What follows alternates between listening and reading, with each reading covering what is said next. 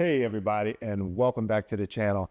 Today, you might notice that I'm not exactly with my Cybertruck, and that's because I'm here with a Model 3 Performance. Now, what we're going to look at is this lovely trunk, and if you notice, it's a pretty good trunk, but yeah, we can improve upon it just a little bit more because what we're looking at is a very dark trunk. So what we have today is some nice ambient lighting that we have from our friends over at Hansho. And we're going to install this lighting real quick, and it's going to lighten up the area for us so that we can actually see in the vehicle at night, which I think is going to look really nice. Don't forget to look in the description below. I'll put a link to this particular item and discount code so that you get a nice discount off on this item and many others for you check the other links. So we'll be back in just a couple of moments to show you how to get it in here.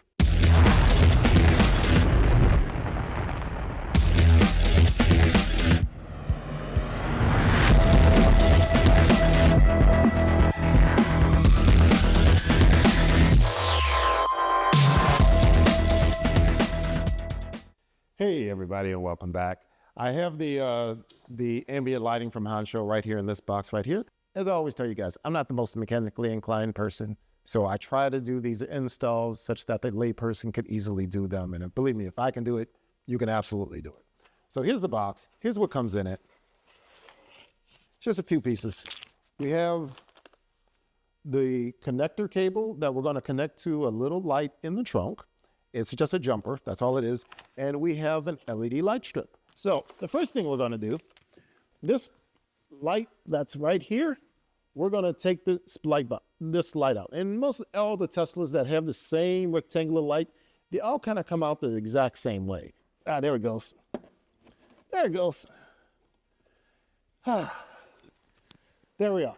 I had to push from behind to grab it. The trim tool wasn't working. In any case, what you're going to do, this little wire right here, this is how the light is attached via this little wire. And there's a little clip right here that I'm going to press down on, just like that. And it's going to press down and come right on out.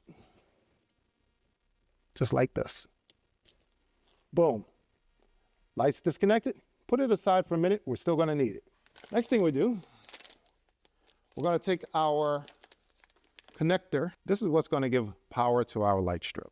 All right, so this is only going to go one way. Keep that in mind. So it has 3 prongs on it, and one of them is going to go right in here just like this. That's the power, that's the wire that came from the back of the light. We're going to attach our light that we disconnected.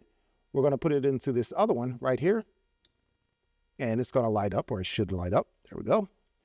And this last one, this is the one that we're going to connect into the light strip itself. So I'm going to fish this one around, and we're going to come all the way around here to this weather stripping right here and connect it in. And that's how we're going to hide the wires. I'm going to pull this down. I'm going to put all the wires back through the hole that the light came out of.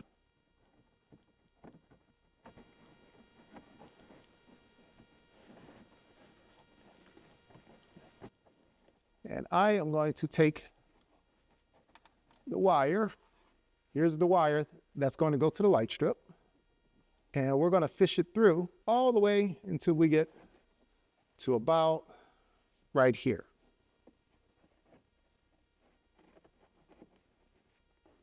I'm going to put this, let's pull this down. You may have to pull this trim out just a little bit.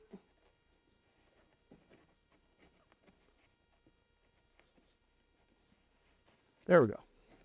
I'll pull this trim down a little bit, and we're going to wind up hiding it. So let's get our light strip, and we're going to plug it in. We plug it into this little wire right here. This is the one we fed over from the little light on the side over there. Once again, these things only go in one way, so don't be afraid of testing to see if they fit. Doesn't go one way? Try it another way. There we go. And you can see the LED light strip lighting up. So now we have room to hide our wires. I'm going to hide that up there. I'm going to pull this trim down just a little bit. That's going to hide that. And now what we're going to do you'll see this LED light strip. One side is completely solid. The other side actually is lit up. You want the lit side facing the outside because, well, if it's facing the other way, well, it's still going to be kind of dark in here regardless. And we're going to put the LED light strip inside this little trim. This is right here. We're just going to put the LED light strip behind this weather stripping.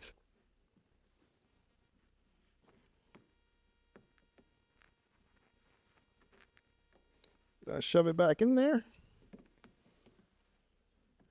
This is all we're going to do all the way around the trim.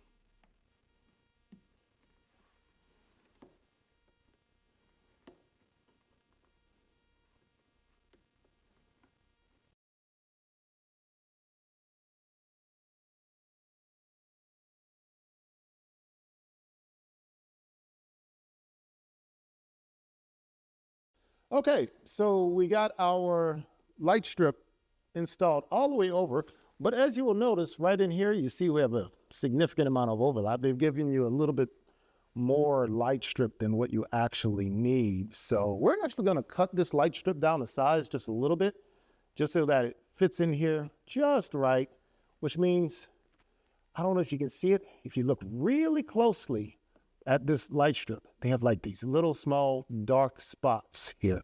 And those are the cut points for the light strip. So we're just going to take a regular plain old pair of scissors, go ahead and cut this, and then we'll cap it off. Take a pair of scissors. Okay. Oh. I was supposed to be able to cut it.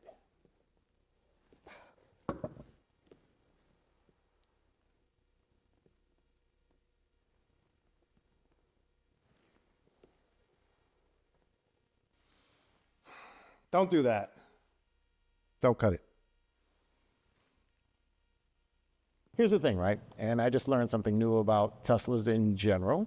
What had happened was I had cut the light strip in just the wrong part. I was supposed to cut it right on the black dot that was on the strip, and I missed by, probably half an inch or so. Well, what happened was it caused a short circuit in the system and tripped the fuse breaker, which is in the car. Now, here's the interesting thing about Teslas. They don't have traditional fuses like we normally do in an ICE engine. It's not something that you can go out there and pop the hood, go into the fuse box and change a fuse. No. That would be too easy. The fuses in the Teslas are buried deep inside the vehicle, and quite frankly, it would take a while to get to, and I'm quite certain I don't have the skills to get to them. The fuses in the Tesla are actually automatic.